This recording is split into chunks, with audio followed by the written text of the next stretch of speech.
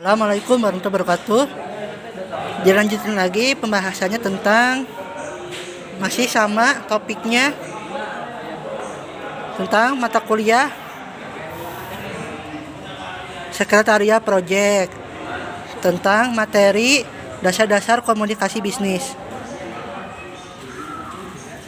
Tujuan pembelajaran menjelaskan pengertian komunikasi, proses komunikasi, membedakan komunikasi nonverbal dan verbal, memahami pentingnya komunikasi yang efektif, mengidentifikasi hambatan komunikasi, menjelaskan cara memperbaiki komunikasi. Ruang lingkupnya dan pengertian. Komunis membuat kebersamaan atau membangun kebersamaan antara dua orang atau lebih. Komuniko membagi Stuart Kangara 2018. Ilmu komunikasi, suatu upaya yang sistematis untuk merumuskan prinsip-prinsip secara tegas dan atas dasar prinsip-prinsip tersebut disampaikan informasi serta dibentuk pendapat dan sikap. Offline, Kangara 2018. Suatu pertukaran proses simbolik yang menghendaki orang-orang agar mengatur lingkungannya satu dengan membangun hubungan antar sesama manusia melalui pertukaran informasi untuk menguatkan sikap dan tingkah laku itu. Suatu proses di mana dua orang atau lebih membentuk atau melakukan pertukaran informasi terhadap satu sama lain yang pada gilirannya akan tiba kepada saling pengertian. Komunikasi dipandang dari berbagai dimensi.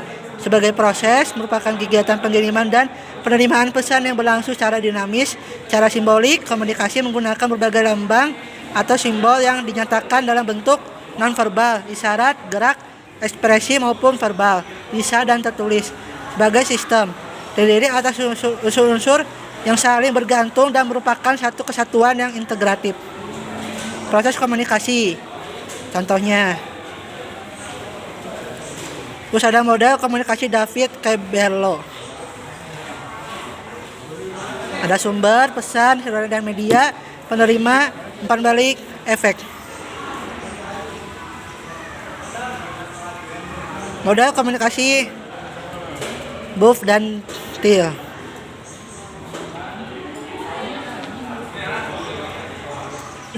Bentuk dasar komunikasi. Komunikasi nonverbal, kumpulan isyarat, gerak tubuh, intonasi, suara, sikap, dan sebagainya yang memungkinkan seseorang untuk berkomunikasi tanpa kata-kata. Fungsi komunikasi nonverbal meyakinkan apa yang diucapkan. Repetition menunjukkan perasaan dan emosi yang tidak bisa diutarakan dengan kata-kata. Substitution menunjukkan jati diri sehingga orang lain bisa mengenalnya. Identify menambah atau melengkapi ucapan-ucapan yang dirasa belum sempurna. Komplement. Bentuk komunikasi nonverbal. Kinesics, emblems, illustrators, efek, display, regulators, adaptori, gerakan mata, ada sentuhan, terus ekspresi wajahnya, ini contohnya Doraemon. Ada komunikasi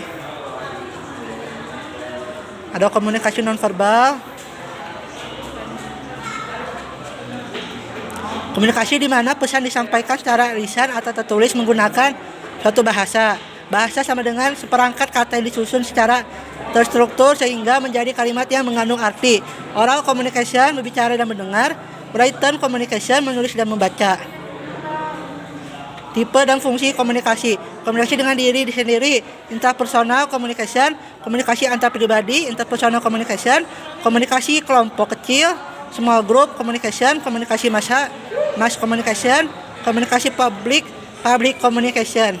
Fungsi komunikasi, informasi, sosialisasi, motivasi, bahan diskusi, pendidikan, memajukan kebudayaan, hiburan, integrasi, dan masih banyak lagi. Komunikasi efektif apabila terjadi pemahaman yang sama dan merangsang pihak lain untuk berpikir atau melakukan sesuatu. Terus faktor-faktor yang mempengaruhi komunikasi yang efektif, kredibilitas dan daya tarik komunikator, kemampuan pesan untuk membagikan tanggapan, kemampuan komunikan untuk menerima dan memahami. Ada hambatan komunikasi. Hambatannya diantaranya ada perbedaan persepsi dan bahasa, pendengaran yang buruk, gangguan emosional, perbedaan budaya, gangguan fisik. Hambatan komunikasi dalam organisasi, kelebihan beban informasi dan pesan yang bersaing, penyaringan yang tidak tepat, iklim komunikasi tertutup atau tidak memadai.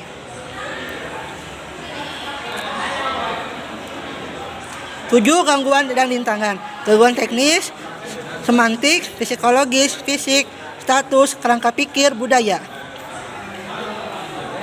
Cara mengatasi hambatan dan memperbaiki komunikasi. Memelihara iklim komunikasi terbuka, bertekad memegang teguh etika berkomunikasi, memahami kesulitan komunikasi antar budaya, menggunakan pendekatan berkomunikasi yang berpusat pada penerima, menggunakan teknologi secara bijaksana dan bertanggung jawab untuk memperoleh dan membagi informasi. Dan masih banyak lagi. Ekspresi wajahnya.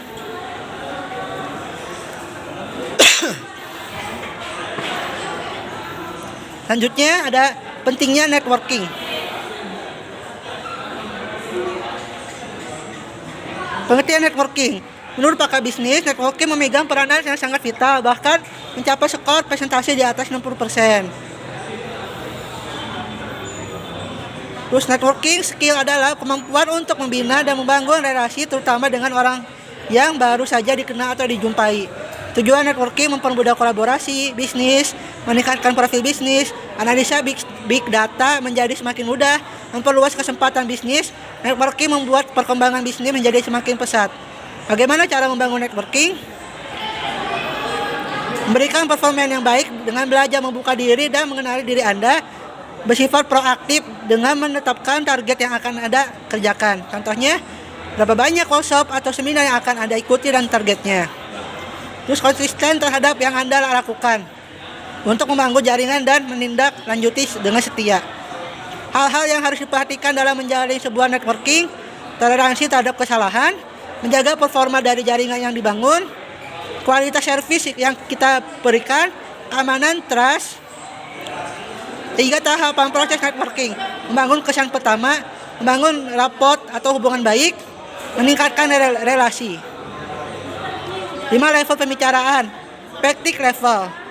Ada faktual level, evaluatif level, good level, peak level. Tips membangun networking yang baik dalam berkarir: jangan menutup diri, mengetahui tren terbaru, percaya diri, bergabung di jejaring sosial dan komunitas, membina hubungan terus-menerus. Ini menurut Mary Riana, dunia boleh memberikan kita modal ilmu dan relasi, tapi keberanian hanya diri kita yang memproduksi. Lanjutnya, meeting manajemen.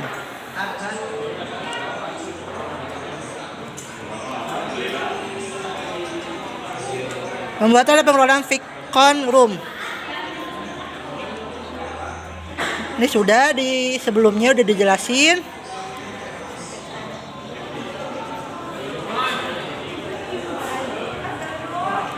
Ini contoh Travel Management Institute. Contohnya, jenis platformnya ada Tissot Webex, Mood Webex, dan masih banyak lagi.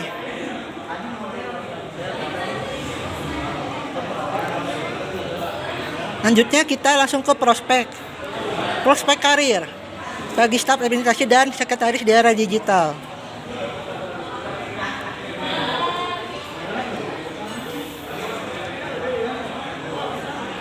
Tahap-tahap revolusi industri. Penemuan mesin uap mendorong munculnya kapal uap, kereta api dan lain-lain itu pada tahun 1900-nya. Penemuan listrik dan assembly line yang meningkatkan produksi barang.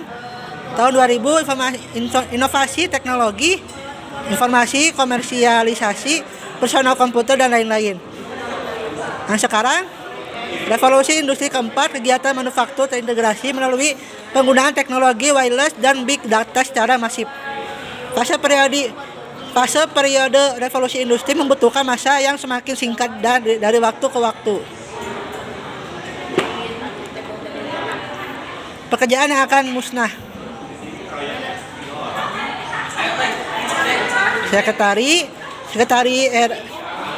3.0, sosial media, secretary 4.0, artificial intelligence, big data, internet of things.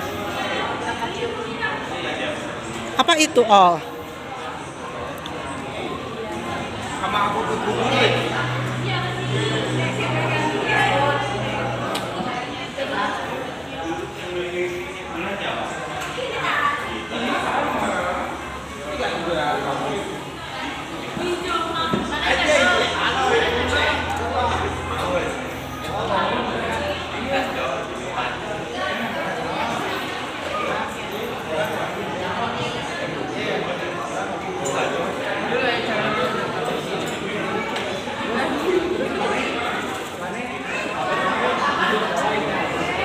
Apa itu all? Terus yang kedua, big data. Istilah big data pertama kali muncul pada tahun 2000 oleh seorang analis industri dari barat bernama Doug Laney. Big data adalah data tentang banyak hal yang terkumpul dalam volume berukuran sangat besar dengan kecepatan yang cepat.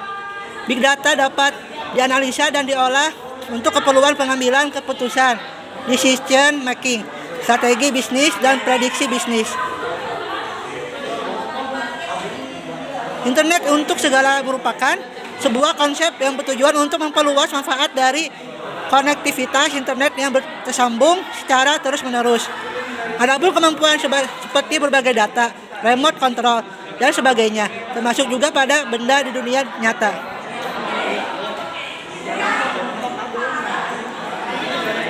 Kesimpulan.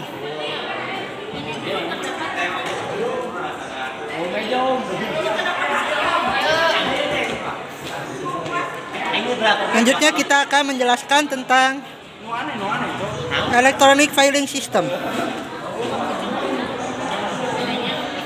Arsip sebagai salah satu sumber informasi harus dikelola dalam suatu sistem atau manajemen, sehingga informasi arsip memungkinkan untuk disajikan secara cepat kepada orang yang tepat pada waktu yang tepat dan dengan biaya yang serendah mungkin.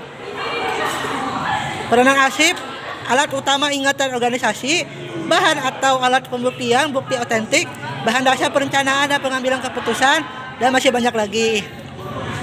Jenis-jenis arsip menurut subjek dan isinya, menurut bentuk atau wujud fisik, nilai atau kegunaan, sifat kepentingannya, fungsinya, dan masih banyak lagi. Arsip digital. Arsip digital, arsip elektronik adalah arsip yang diciptakan dalam format elektronik. Arsip digital atau sering dikenal dengan arsip elektronik merupakan suatu arsip yang telah mengalami perubahan dari bentuk fisik seperti lembaran kertas menjadi data elektronik, ataupun data yang memang dari awal terbuat dari data digital dengan metode penyimpanan juga di dalam media digital seperti flash disk, server, dan lain-lain. Alih media, arsip manual, otomasi, arsip elektronik. Fungsi arsip digital. Waktu yang digunakan untuk melakukan pencarian arsip bisa sangat efisien, sehingga produktivitas karyawan bisa meningkat. Semua arsip perusahaan dapat tersusun rapi dengan security permission masing-masing setiap divisi, mengurangi tercecah dan tercampur arsip dengan divisi lain, dan masih banyak lagi. Dapat mengetahui dengan mudah mana arsip yang terupdate, dan masih banyak lagi. Selanjutnya, keuntungan menggunakan sistem arsip digital: efisiensi biaya, efisiensi waktu, berkurangnya tumpukan kertas, dan masih banyak lagi. Tahapan atau teknik penyimpanan arsip digital: tahap pengumpulan bahan atau arsip, pemindaian, manipulasi, entry data, koreksi. Kelebihan dan kekurangan arsip digital: adanya salinan arsip dalam bentuk digital, kemudahan akses penggunaan kembali arsip yang telah tersimpan, dan masih banyak lagi. Kekurangannya adanya peluang untuk memanipulasi file, adanya kemungkinan file rusak atau hilang tanpa diketahui akibat dari serangan virus dan sejenisnya, dan masih banyak lagi. Kesimpulan tentang arsip digital: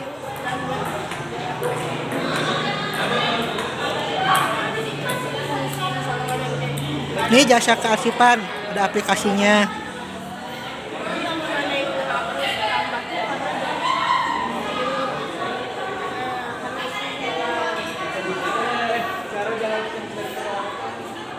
Sarana dan prasarana arsip.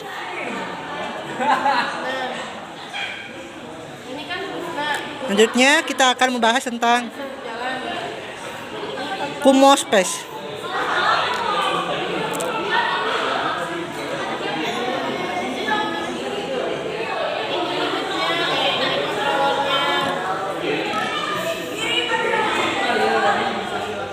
Apa sih Kumospace itu? Kumospace sendiri merupakan sebuah platform yang dibentuk oleh Yang Mou dan Brad Martin. Akibat dari adanya pandemi COVID-19, Kumospace ada karena para pendiri Kumospace merasa bahwa platform untuk pertemuan secara virtual yang sudah ada masih sangat membutuhkan peningkatan. Ribbon Kumospace berjalan dan berkeliling di sekitar ruang virtual, bisa mengetik apapun di whiteboard, bisa mengekspresikan kreativitas untuk kantor virtual, bisa melakukan present, membuka link website dan YouTube tanpa ribet, bisa mengirimkan chat, tidak ada batasan peserta. Fitur-fiturnya ada pengalaman impresif dan kustomisasi, fitur tentang suara interaktif, memiliki layar seperti papan tulis, aksesibilitas setiap saat, gratis.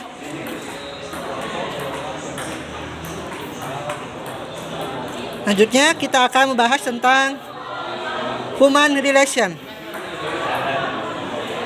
Apa itu human relation? Human relation adalah suatu proses interaksi yang terjadi antara seseorang dengan orang lain untuk mendapatkan adanya saling pengertian, kesadaran, dan kepuasan psikologis.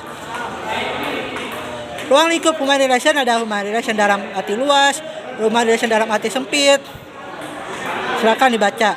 Tantangan yang dihadapi human relation: managing diversity, addressing ethics, etika, social responsibility, conscience,